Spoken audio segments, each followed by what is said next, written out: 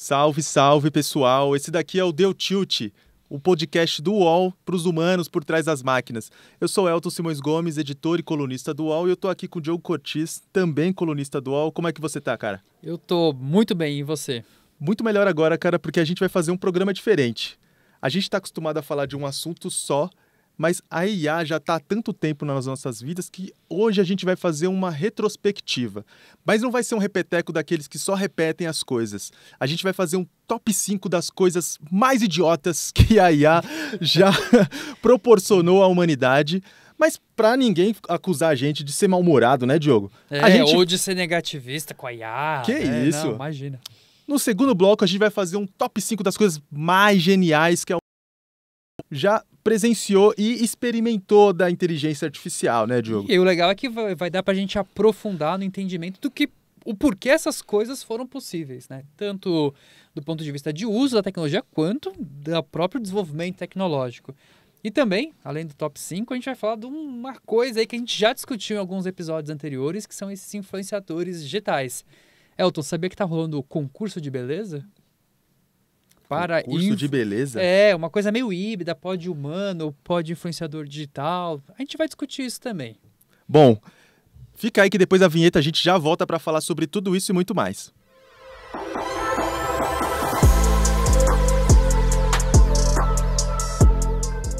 Elton, então vamos começar o nosso quadro.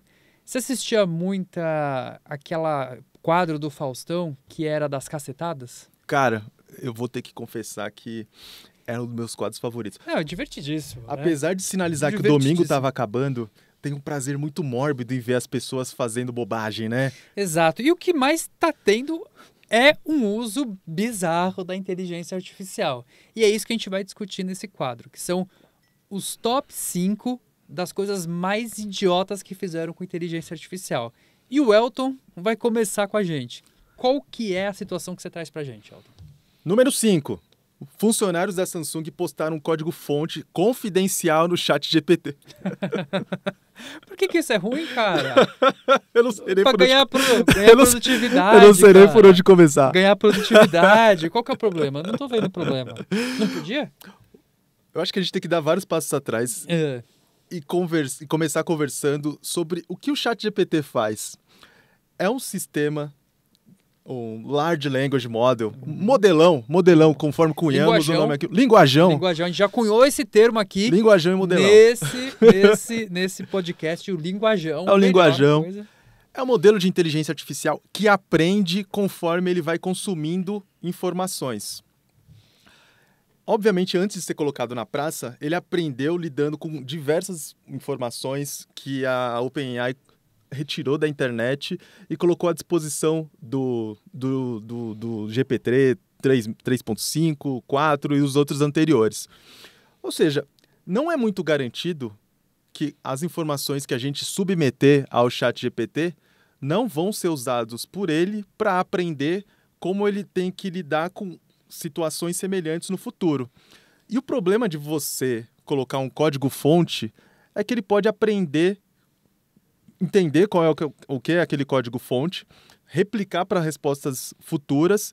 Para concorrentes, o que é um baita de um problema se for um código de fonte confidencial e ainda mais sendo uma empresa de alta competitividade e com uma importância gigantesca como é a Samsung para a economia sul-coreana e mundial.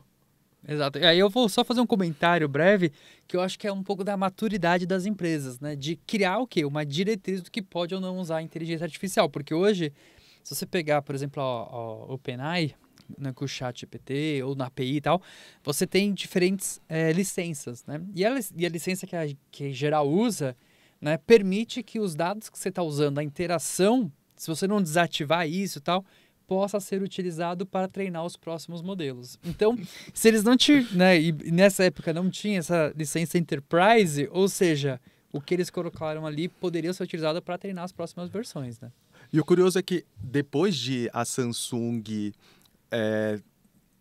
restringir o acesso dos funcionários ao ChatGPT, foram pipocando várias outras empresas também fazendo o mesmo com os seus funcionários. Aconteceu com muitos bancos, inclusive bancos brasileiros, o que denota que tinha gente fazendo isso. Não, todo mundo faz isso. Acho que esse que é o problema, assim, tipo, que empresa que os funcionários não estão jogando documentos que podem ter algum tipo de sensibilidade, confidencialidade ou código, né?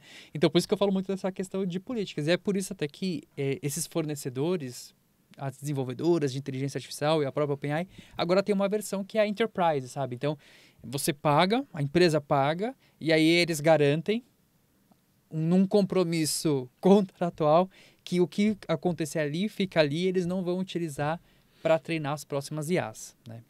Basicamente, muito parecido com o que o Google faz, acho que no Workspace também, né? Então, os conteúdos que estão ali ficam restritos. Agora eu vou alugar uma mansão na cabeça de quem está ouvindo a gente. Todo mundo costuma jogar o próprio nome no Google, né? Para saber que tipo de informação vem. Eu convido vocês a jogar o nome de vocês no ChatGPT e ver o que vem. Próximo, Diogo.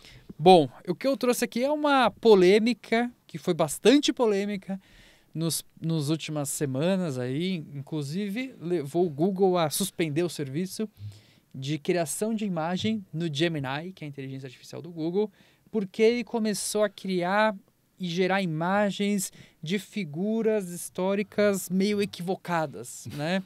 Do tipo negros no exército nazista, mulheres como os pais fundadores da América e uma série de outras. Você lembra de algum exemplo específico, Elton, dessa Tinha uma situação? mulher como papa. Ah, mulher como papa, como é que eu me esqueci desse? Tinha um nativo americano também como entre os pais... viking. Ah, como viking. E acho que tinha um nativo americano também entre os pais fundadores também.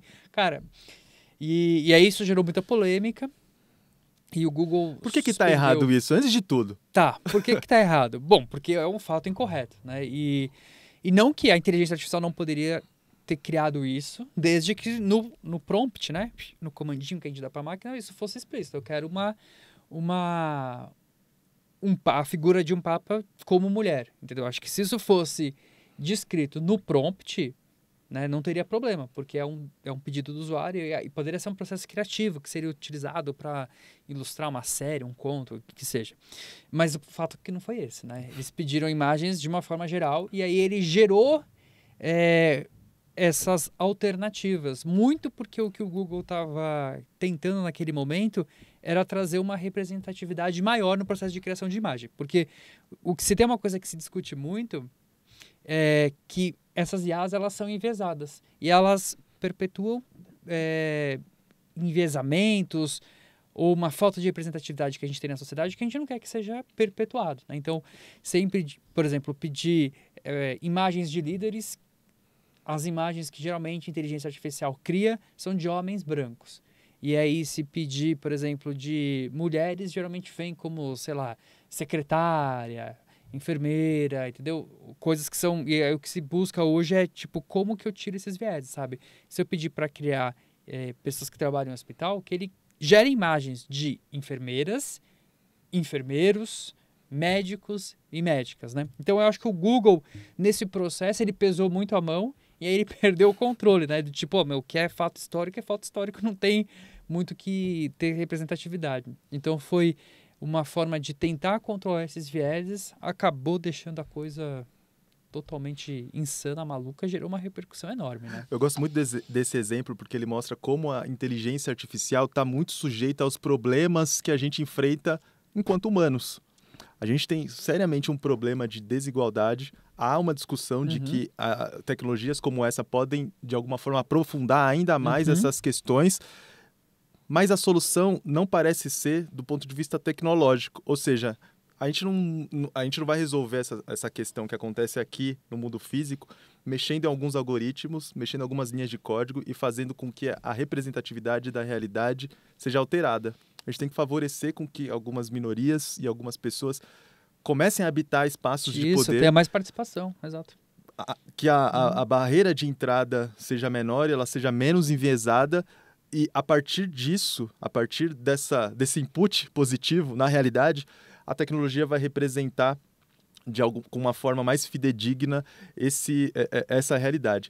E um desdobramento disso imagina no futuro se o Zezinho, futuro filho do Diogo, fazendo trabalho na escola, pede para uma inteligência artificial gerar uma imagem histórica, porque ele quer deixar o trabalho dele mais bonito, e aí vem um viking, que é um nativo americano, ou uma pessoa negra como um nazista, e ele leva para a escola para discutir aquilo.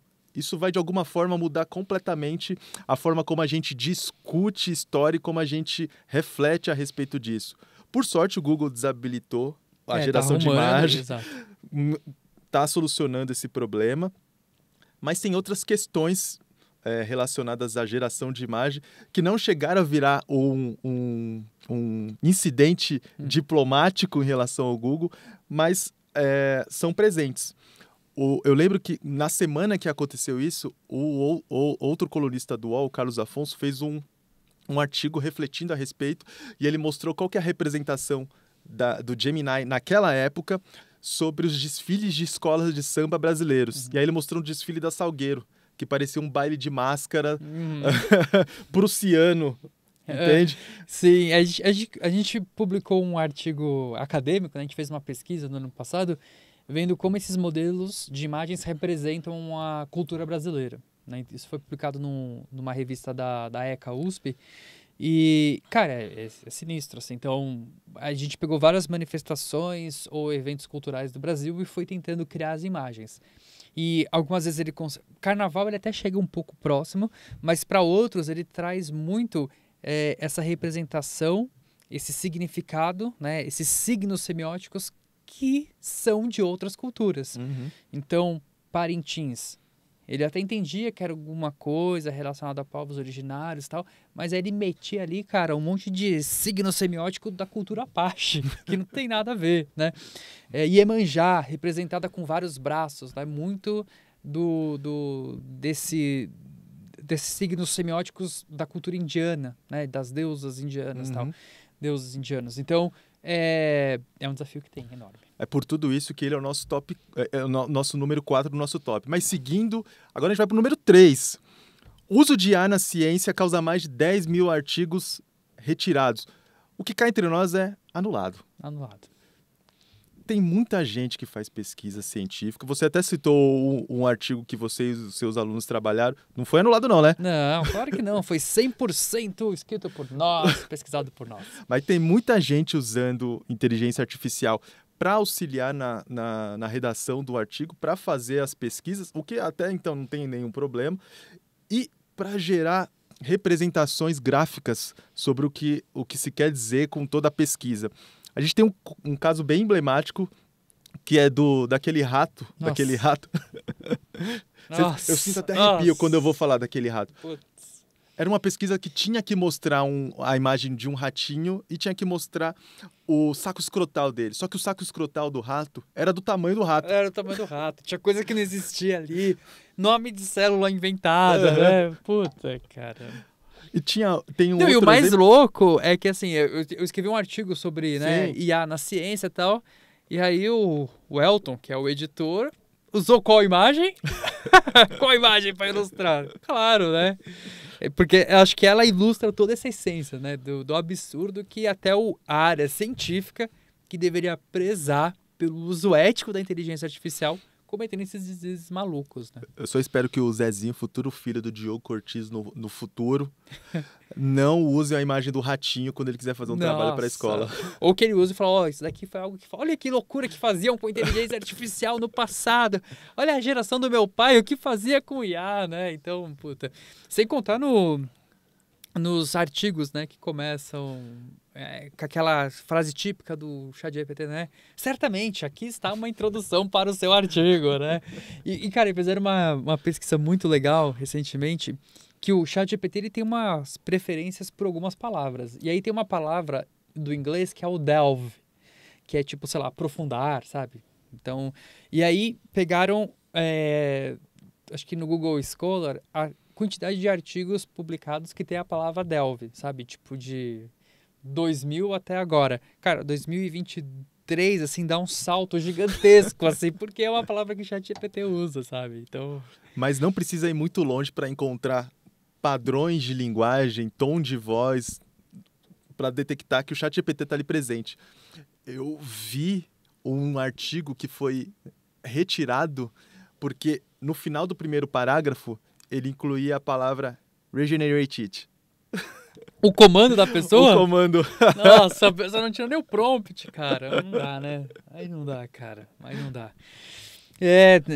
E aí, pegando esse gancho, eu posso falar meu top 2? Por favor. Cara, eu vou falar meu top 2 do uso imbecil, porque tá relacionado com isso, né? Ciência, educação, e aí os professores estão tudo doidos, né? Porque, cara, como é que eu faço para saber se o aluno usou ou não o trabalho? Uhum. Todo mundo tem essa questão, né? Porque, bom, se eu peço um trabalho, o aluno pode ter usado.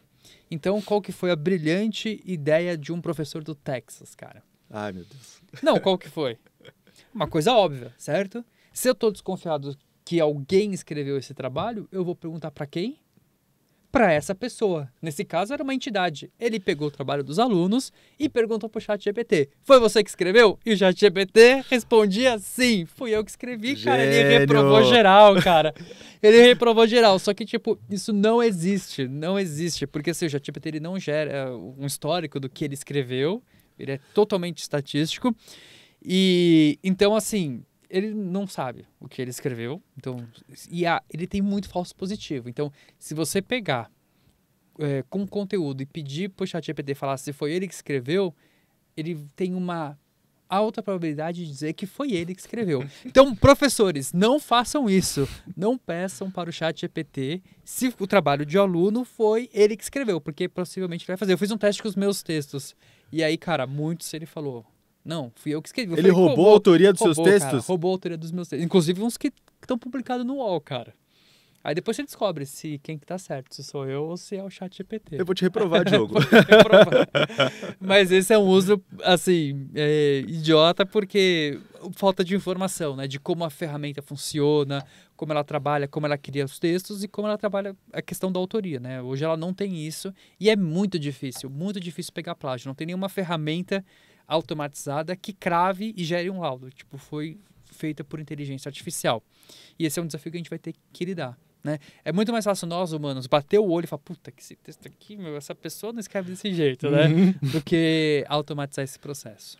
Fulano fica 16 horas no TikTok e tá escrevendo como se fosse o Machado de Assis. Aí tem, entendeu? Então, muito cuidado. Mas vamos lá, qual que é o top 1, Elton? O top 1 é um uso tão idiota, mas tão idiota porque ele prejudicou a empresa que colocou o robô em uso e ele criou um precedente gigantesco para todas as companhias do setor.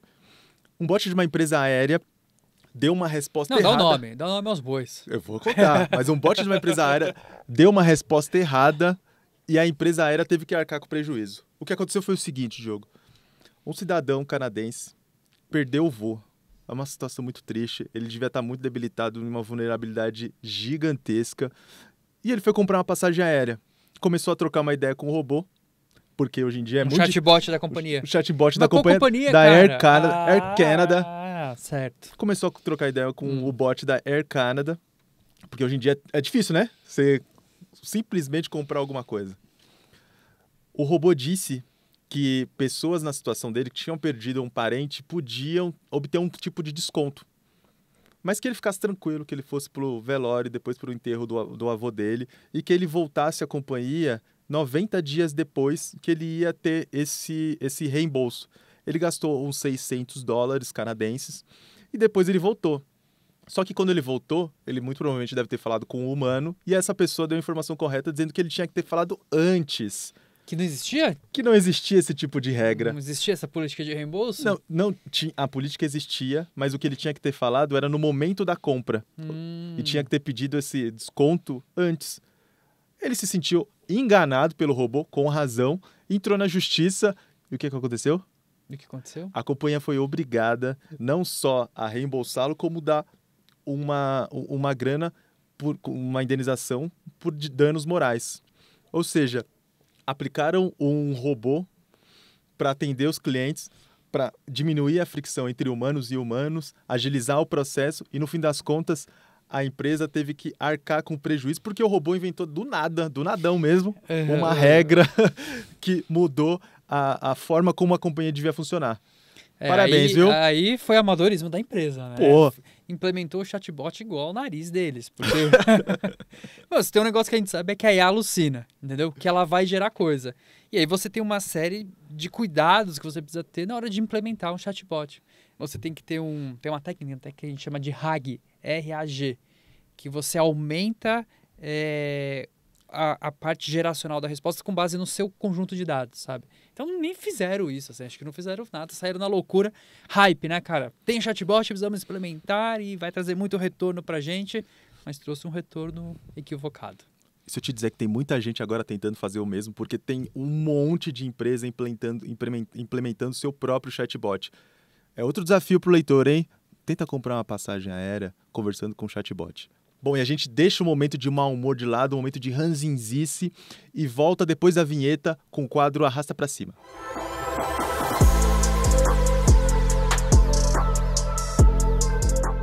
Pessoal, já pensou se a vida fosse uma rede social? Você não gosta? Arrasta Pra Cima. Curtiu? Dá aquele like. É essa a motivação por trás do Arrasta Pra Cima. E dessa vez a gente tem um assunto que está se tornando recorrente aqui. É quase o nosso Elon Musk. Há umas semanas atrás saíram as finalistas do primeiro concurso de beleza para personagens criados por inteligência artificial. A gente já falou aqui algumas semanas atrás, quem está chegando agora é até legal dar uma procurada e ver os nossos episódios anteriores, sobre esses influenciadores digitais, que são esses seres estranhos criados por inteligência artificial que estão cada vez mais se tornando presentes na internet. Mas agora os humanos por trás da máquina foram longe demais, cara. Eles querem um concurso de beleza para esse tipo de personagem. Cara, vai de arrasta pra cima ou vai de like? Cara, eu tô até pensando aqui. Mas não é para julgar a beleza das candidatas. Não tô julgando, cara. Eu tô refletindo, entendeu? Uhum. Mas assim, quais são os critérios que eles vão avaliar, entendeu? É muito, sei lá, tá parecendo muito hype, né? É muito hype, eles estão querendo surfar num hype sem entender muito bem qual que é as consequências disso. Então cara, eu vou de arrasta. Enquanto você pensa... Não, já pensei, vou já de arrasta. Já pensou? Você vai de arrasta? Vou de arrasta. Ó, e você? Antes de tudo, eu vou fundamentar minha resposta. Tá. Porque não é... Fundamenta, Não vai. é só um arrasta qualquer hoje em dia, no dia de hoje. É um concurso que recebeu 1.500 aplicações. Ou seja, tá muita gente fazendo influenciador de IA. Foram 10 finalistas de cada lugar do mundo, ou seja, tem uma diversidade global muito grande. Só que, no fim das contas, todas elas se parecem. São mulheres com um biotipo muito parecido, elas são magrinhas, elas têm um rosto totalmente simétrico, padronizado, e elas têm uma personalidade efervescente, efusiante, que é típica de quem nunca pagou um boleto na vida. Cara, lembrei do negócio aqui que é muito bom. Nunca pagaram um boleto na vida. E mandaram esse vídeo e eu achei sensacional. Era um concurso de beleza, acho que era Miss Brasil. É um vídeo que tá circulando aí. E aí o entrevistador pergunta, né, pra uma das candidatas e fala, você se formou em administração, como isso te ajuda no mundo? Você já viu esse vídeo? Não. E ela fala um negócio tipo aleatório, assim, não, me ajuda a pensar a liderança. Aí escreveram embaixo a primeira versão do chat GPT, sabe? Mas no caso era uma modelo humana, assim, só que se comportava como máquina. Então, cara, a gente já vive um mundo híbrido. É humano se comportando como máquina. Mas esse concurso ainda tem outros aspectos complexos. Por exemplo, eu li o regulamento. Sério, cara? Eu li o regulamento. Você fez o dever de casa mesmo, hein? E não tem nota 10 pra você. Não tem nenhum momento do regulamento algo que diga que os modelos selecionados têm que ser mulher. Mas todos os 10 finalistas são mulheres. De cara já tem um envezamento misógino. Eu sei que é bem estranho, 2 homens conversando sobre isso, mas não dá para deixar de notar que tem um envezamento de que apenas mulheres podem participar de concursos de beleza, o que não é um problema da inteligência artificial, mas como a gente estava conversando anteriormente, é um problema humano que é transmitido para o mundo da tecnologia. E aí tem uma coisa ainda mais curiosa. Essas finalistas vão ser julgadas por quatro juízes. E 2 dos 4 juízes são personagens de inteligência artificial. Aí minha cabeça deu tilt. Quando eu vi isso, eu pensei assim... Mas como que ela faz divulgar? exato como esse julgamento vai ser feito. Continuando a ler o regulamento... O cara foi longe, meu. O cara foi longe. A beleza não é o único critério para analisar quem é que vai ganhar. Eles vão analisar ainda a influência nas redes sociais dessas modelos. A Aitana, cara. A Aitana vai... A Aitana é uma das julgadoras? Ela é jogadora? Ela é uma das juízes. Se você não conhece a Aitana, você volte alguns episódios atrás que a gente fez sobre os influenciadores, que a gente discute a grande personagem Aitana. Exato. E se tem alguém que sabe sobre influência digital, é a Aitana. A Aitana é recebe convite para ir até a Itália, sendo que ela é um robô. É, loucura. Depois eu fui falar com os criadores da Aitana e eles me disseram que tem gente famosa que chama a Aitana para sair. É sério? É sério. Meu Deus do céu. Me falaram, sem dizer quem era, são as pessoas, que era um ator de novela mexicana. Aí já pensei, não é possível. Essa história é boa demais para ser verdade. Puta que pariu. Eu não duvido, cara, eu não duvido. E o terceiro critério, o primeiro era a beleza, o segundo era a influência nas redes sociais e o terceiro critério era a qualidade dos prompts usados para gerar esses modelos de inteligência artificial. Achei o critério técnico. Aí eu gostei. Achei o critério técnico. Achei legal. Achei o critério legal e tal. É, interessante. Acho que eu vou de like, então. Volátil, Diego. Volátil. Não, tive mais informações. Eu não fui tão a fundo, não li o regulamento, cara. Tá vendo? Não... Vou tirar nota 6 nessa prova porque eu não li o regulamento. Mas, cara... Você mantém o arrasta ou mantém o like? Mantenho o arrasta. É o hype em cima do hype, assim, de uma coisa que já começa a misturar muitos efeitos. Eu também vou de arrasta, porque o concurso, de alguma forma, ele reproduz estereótipos de beleza que já estão superados e amplamente discutidos na sociedade. E a gente quer retomar isso de uma forma artificial. Aposto que são todas mulheres magrinhas, numa roupa super sensualizada, que nas redes sociais se comportam de uma maneira super sexualizada também para ter engajamento, né? Como a gente viu no caso da Aitana, cara, não tem uma foto da Aitana que ela esteja vestida normal, assim, não, é sempre o topzinho de academia, uma roupa super sensual, sexy, então para esses movimentos, nesse momento, eu ainda vou de arrasta. Tá bom. Bom, Diogo, a gente fica por aqui com arrasta e a gente continua o papo sobre o top 5. Bom, Diogo, voltamos a falar do nosso top 5, mas agora é um top 5 diferente, é um top 5 afetivo, daquele que mostra como as tecnologias que surgiram com inteligência artificial, de alguma forma, fizeram a gente ter aquele calorzinho no coração e fizeram a gente ter alguma esperança de que essa tecnologia pode trazer muito mais benefício para a humanidade do que alguns céticos têm encarado. Então vamos. O que eu trouxe aqui é uma situação que está no limite de uma coisa que eu chamo de cocriação com a inteligência artificial e preguiça humana. E nesse caso aqui, acho que foi bem. Teve mais preguiça ou teve mais cocriação? Não, mais cocriação. Mais coautoria com a máquina. Que foi o caso de uma escritora japonesa que ganhou um prêmio no Japão de melhor livro. E quando ela recebeu o prêmio, ela falou, eu usei o ChatGPT para me ajudar a escrever o livro. Ele me ajudou ali uns 5%. Ela calculou. Ela chutou, acho, né? E aí quando você vai ver, né, é um uso inteligente do ChatGPT. Porque ela não pediu para o ChatGPT criar as coisas para ela. Ela usou o ChatGPT como uma fonte de inspiração.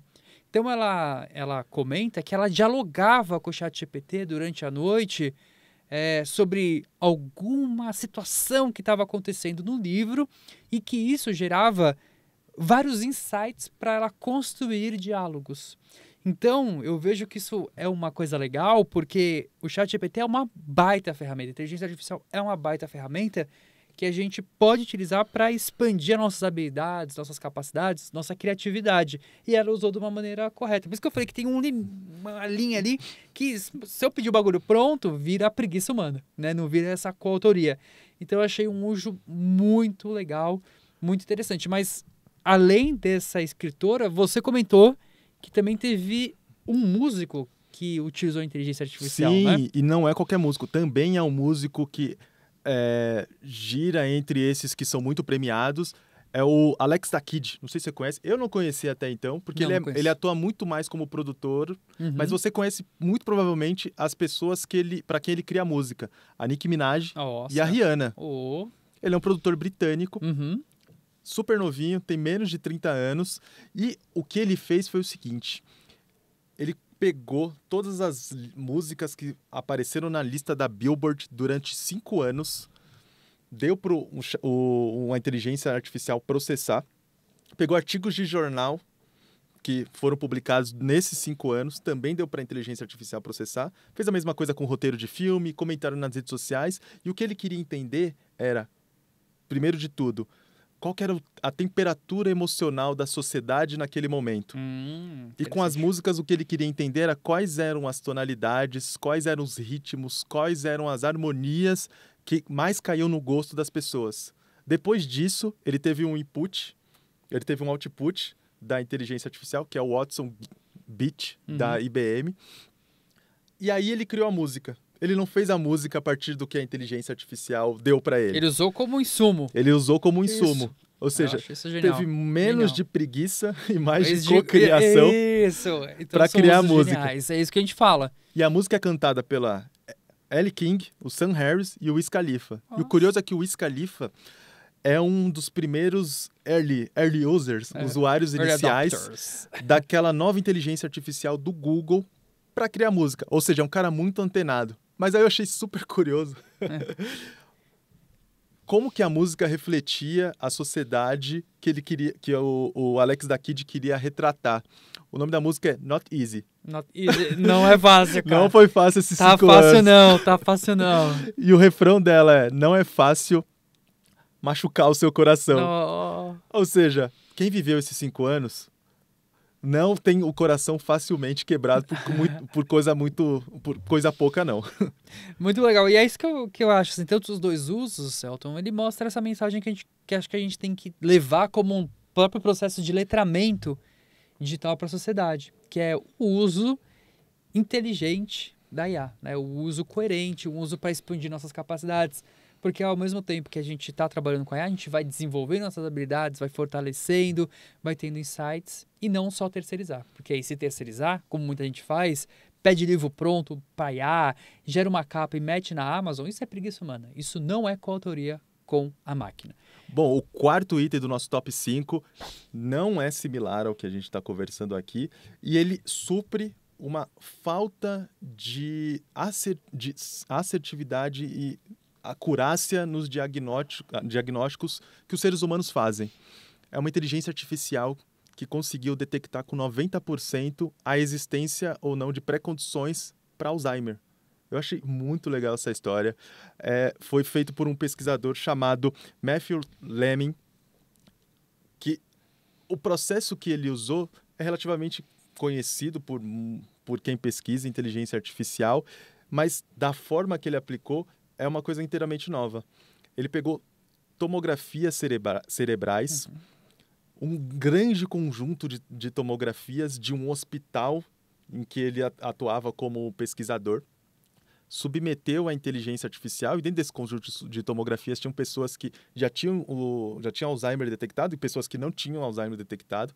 A partir daí, a inteligência artificial elaborou um padrão para entender quais eram os aspectos de composição biológica no cérebro dos doentes com Alzheimer que identificavam essa condição, entendeu isso e depois ele botou a inteligência artificial para jogo.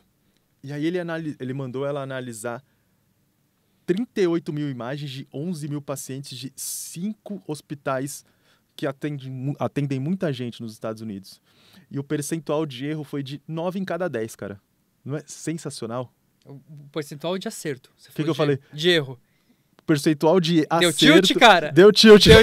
Deu tilt. O percentual de acerto foi de 9 em cada 10. Tá, Não é sensacional? É que você falou tão empolgado. O percentual de erro foi de 9 para 10. Eu falei, pô, mas não acerta nada.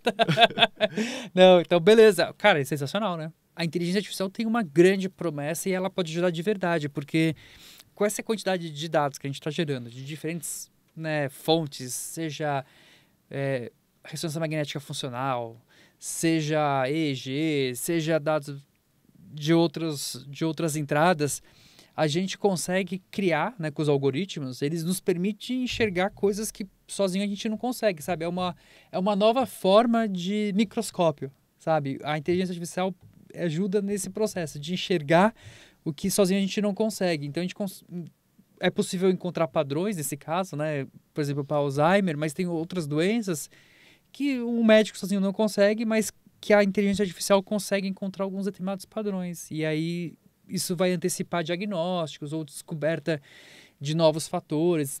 Você falou de Alzheimer, eu vi bastante pesquisa que eles estão tentando, com inteligência artificial, coletando esses dados, né, de pacientes com e sem Alzheimer e também dados genéticos, tentar encontrar quais são possíveis genes que podem estar relacionados com esse fator de risco.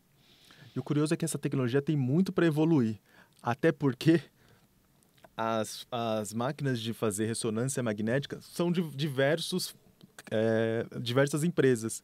E uma das peculiaridades que ainda impede que esse tipo de inteligência artificial que detecta Alzheimer seja implantada em vários hospitais é porque o fabricante é diferente. Ah, sim. Não, e tem uma coisa curiosa também que acho que é legal levantar, porque da mesma forma como eu falei que a inteligência artificial ela pode nos ajudar a enxergar o que está invisível, muitas vezes ela pode nos ajudar a enxergar coisas que não existem. E aí, pegando essa mesma área da saúde, teve um projeto assim, que eu acho super didático para as pessoas entenderem, que foi na época do Covid. Então, eles queriam fazer uma IA que detectasse se a pessoa tinha Covid ou não, só com imagem de raio-x. Uhum. Então, o que eles fizeram? Para treinar a IA, eles precisam mostrar, né, que é o tipo de aprendizado que a gente chama de aprendizado supervisionado para fazer classificação.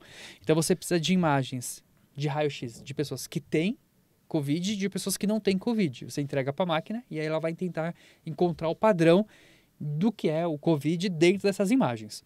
E aí eles testaram isso e viu, pô, acerta muito bem. Ele consegue detectar Covid só com a imagem de raio-x. Beleza. Depois, quando eles foram a fundo, eles viram que não era bem isso que acontecia. Porque na real, o que estava rolando era o seguinte: as pessoas que tinham Covid, elas estavam internadas. Então, elas faziam um exame na maca, deitada. Enquanto que as pessoas não tinham Covid, elas estavam mais saudáveis, não estavam internadas, então elas faziam o exame de pé. Então, o que, na real, a inteligência artificial aprendeu é o padrão de imagem se é retirado, se a imagem é feita, né, com a pessoa deitada ou de pé. Ou seja, não tinha nada a ver com o Covid, então pode nos enganar também. Mas tem uma coisa, quem ouviu a gente até agora está pensando, pô, mas essa inteligência artificial detecta Alzheimer, mas não consegue entender se a ressonância magnética foi feita pela máquina da GE ou da Siemens. Não é assim. Se ela foi treinada numa máquina, ela consegue detectar o padrão realizado de outra máquina e aí ela levanta o braço, e aí que ela pode levantar o braço e fala, opa, isso daqui eu não consigo analisar. Ou seja, ela tem uma inteligência para dizer que não consegue prosseguir. Aquele padrão de imagem. Exato. Então são sistemas diferentes. Às vezes tem sistema que passa e tenta classificar também, então... Mas é legal, é muito promissor. Inteligência artificial na área da saúde. Próximo item do nosso top 5, Diogo. Cara, eu vou trazer um projeto que eu acho fenomenal, que é o AlphaFold, que é da DeepMind Google, que é uma inteligência artificial que trabalha com dobras de proteínas, né? Então, o lance é que agora eu vou entrar na área de biologia, tô lascado, né? Mas o grande lance é como entender esse processo de dobras de proteínas de uma maneira que você consiga entender os padrões e até mesmo antecipar. É uma coisa que é muito difícil, porque são várias possibilidades dentro desse universo, mas a partir do momento que você consegue entender esses padrões, você vai conseguir gerar mais dados, você vai conseguir entender e compreender mais sobre os funcionamentos das moléculas que regem a nossa vida humana.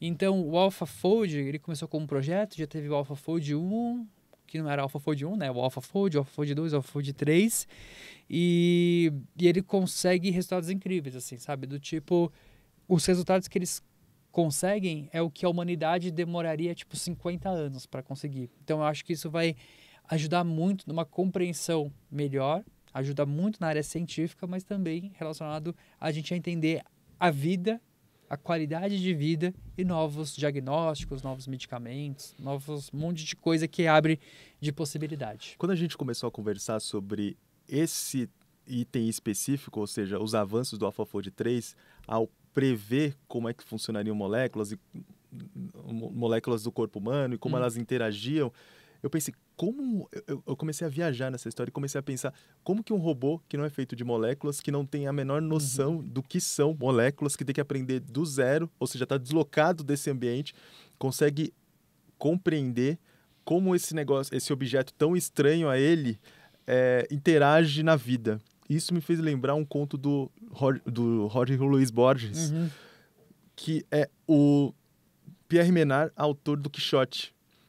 Não conheço, conte pra nós. Dom Quixote é a Não, obra o do Quixote Miguel eu de conheço. Cervantes, Então, beleza, é um ícone da cavalaria e tal, sim. mas o Miguel de Cervantes viveu numa época que tinha cavalaria. Uhum. E aí o que o Borges imagina é como seria tão mais legal ou tão mais incrível que alguém que vivesse num momento em que não existe cavalaria tivesse que imaginar como seria a vida de um cavaleiro e fizesse uma paródia a respeito disso.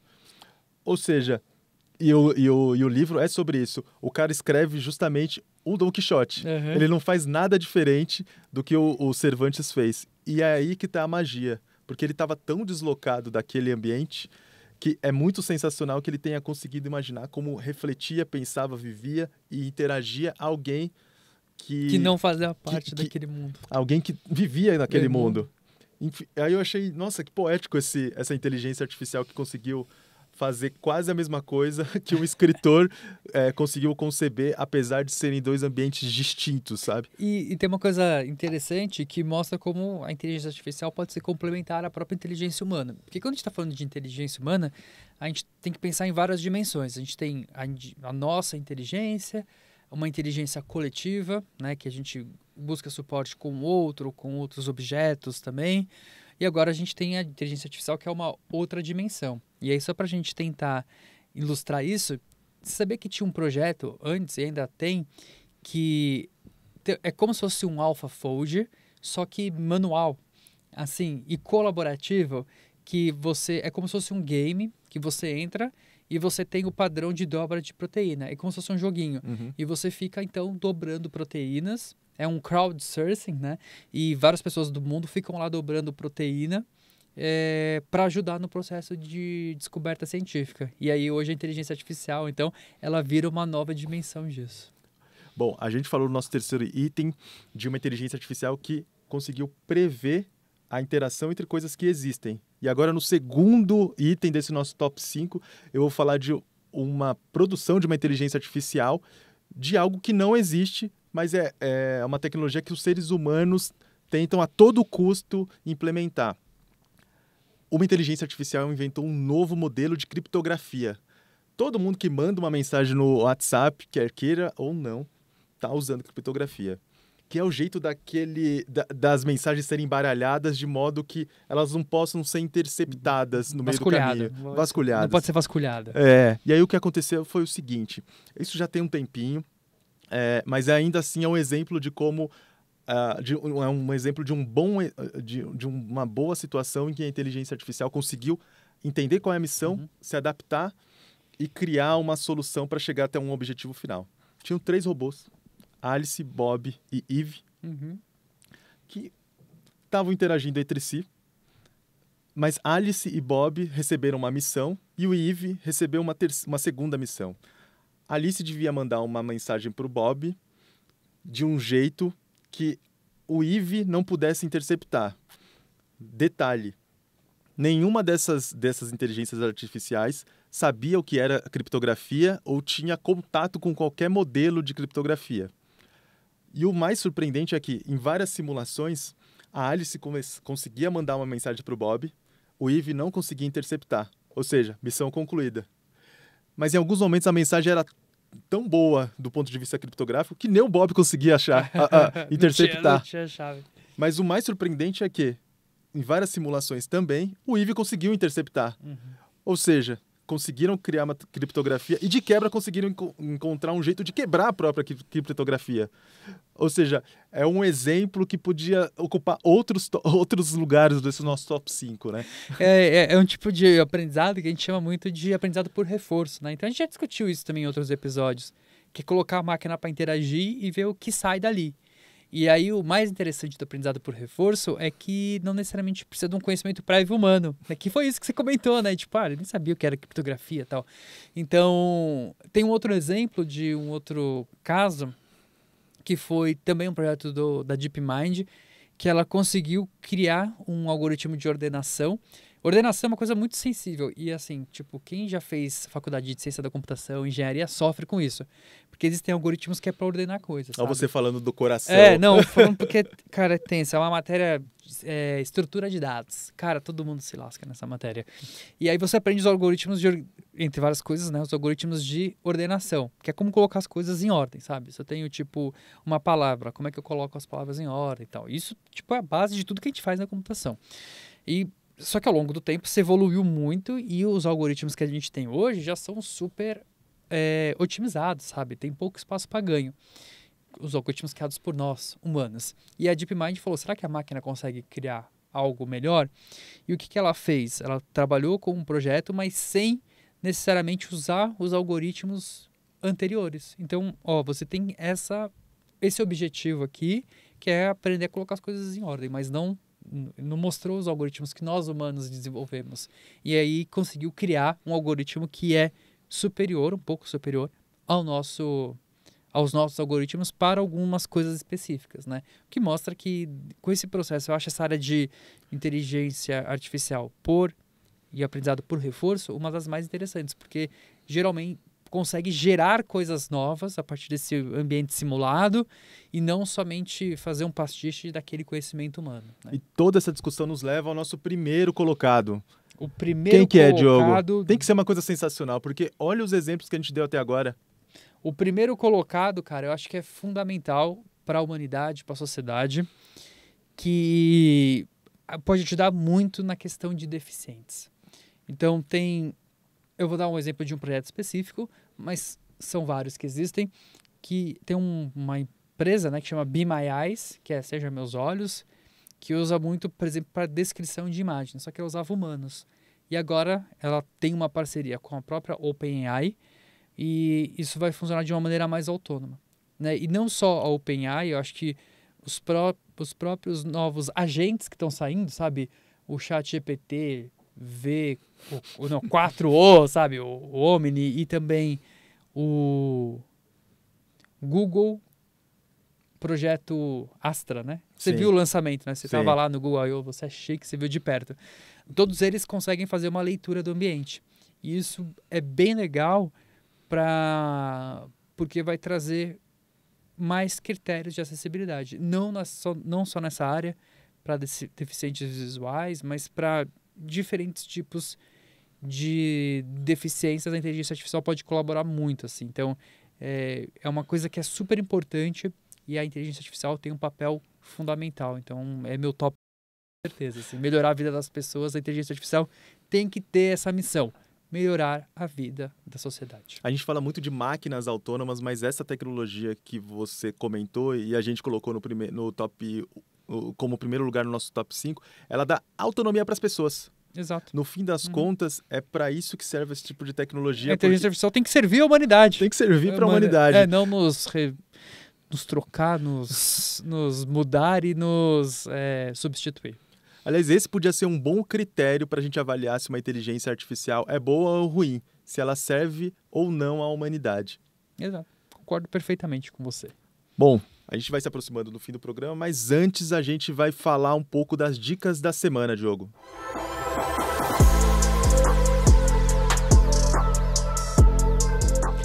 Olha, nessa semana eu trago um livro de ficção científica, que eu não li nessa semana, eu li já faz um tempinho, mas eu tô louco para recomendar ele, que chama Um Salmo para o Robô Peregrino. O salmo é de... Salmo para um Robô Peregrino.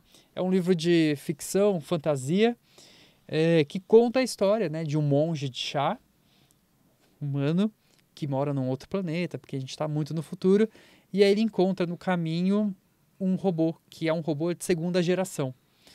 E aí eles começam uma jornada. Então eu não posso falar muito para não dar spoiler, mas é um livro super leve e que traz muitas reflexões, assim, que gera muitos insights sobre esse momento que a gente vive, em que a gente vai precisar interagir com outras coisas que estão aqui junto com a gente, né? Que são nossos companheiros digitais. A minha dica vai nessa linha, mas não é uma interação com robôs, é uma interação com seres extraterrestres. O que eu indico é o Problema dos Três Corpos, mas não o livro, mas sim a trilogia. Que ela é composta por 3 livros, é o Problema dos Três Corpos, A Floresta Sombria e O Fim da Morte.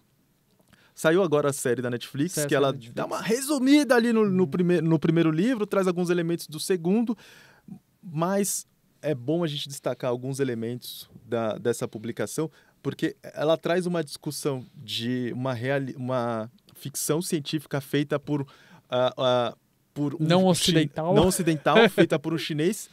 É muito curioso ver como os elementos da história chinesa estão muito presentes nesse livro. Se alguém viu a série da Netflix, vai ver que em algum momento eles jogam um game, e o game tem muita coisa da história milenar chinesa que te faz querer dar um Google. Pô, será que isso existiu mesmo? Será que existiu? E eles mesclam um pouco dessa história milenar chinesa com a história ocidental, e aí você fica meio sem entender. O enredo, para não dar muito spoiler, parece um filme que é um thriller policial, depois ele vira uma coisa que é só ficção científica, e em algum momento ele descamba por um contato imediato de primeiro grau entre a humanidade e os extraterrestres que você não vê em nenhum momento. E qual que é a sua nota? 10. 10 pro livro ou pra série? Pro livro, porque eu vi até o final e eu sei aonde isso vai desembocar. Tá. Você leu os 3? Eu li os 3. Eu li só o primeiro. Só o primeiro? Só o primeiro. Eu li o primeiro, mas em 2000 logo que saiu em inglês, acho que 2014 ou 2015. Uhum. Aí não tinha as traduções. Acho que do segundo e do terceiro. E aí eu me perdi, agora eu preciso retomar o segundo e o terceiro. Uhum. Então, nota 10. Nota 10. E eu acho curioso como esses livros, eles também refletem uma mudança de posicionamento na China, né? Uhum. Você estudou lá e tem uma visão sobre como as coisas mudaram por lá. Inclusive, acho que tem uma coluna que a gente escreveu sobre isso, que como a China, ela no momento ela falou, pô, a gente gera conhecimento aqui, a gente tem ciência, a gente tem uma indústria, mas a gente não consegue criar aquele produto matador, marqueteiro, que todo mundo quer usar, com uma boa experiência de uso e tal. E aí o próprio governo chinês, ele cria uma comissão que vai investigar isso, um comitê mesmo que vai investigar o que a gente precisa de inovação, né, para criar marcas. Isso foi em 2014, quando eu fui para a China e tal. Que aí eu conheci melhor esse processo. E eles tinham feito essa pesquisa, visitaram vários lugares, e aí tem um relatório bastante denso, mas tinha um ponto específico que era o que me interessava. Que eles viram que nesses lugares que tem muita inovação, tipo Vale do Silício, alguns lugares da Europa, se consome muito ficção científica. E a ficção científica, ela não era proibida totalmente, bom, na época da Revolução Cultural sim, mas ela era marginalizada. E aí o governo faz um baita projeto de incentivo à ficção científica. A produção, eles contratam até o Neil Gaiman para fazer um seminário. Do Sandman?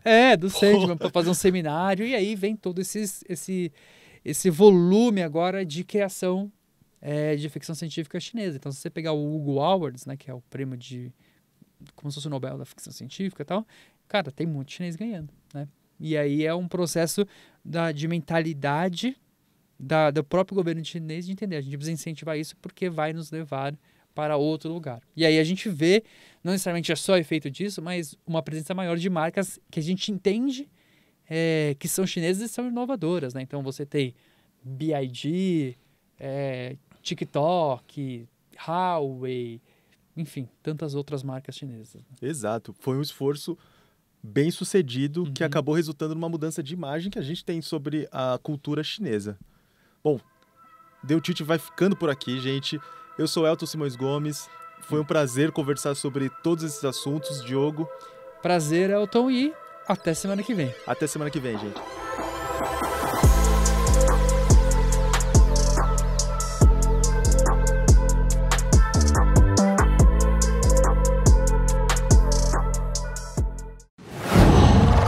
Qual?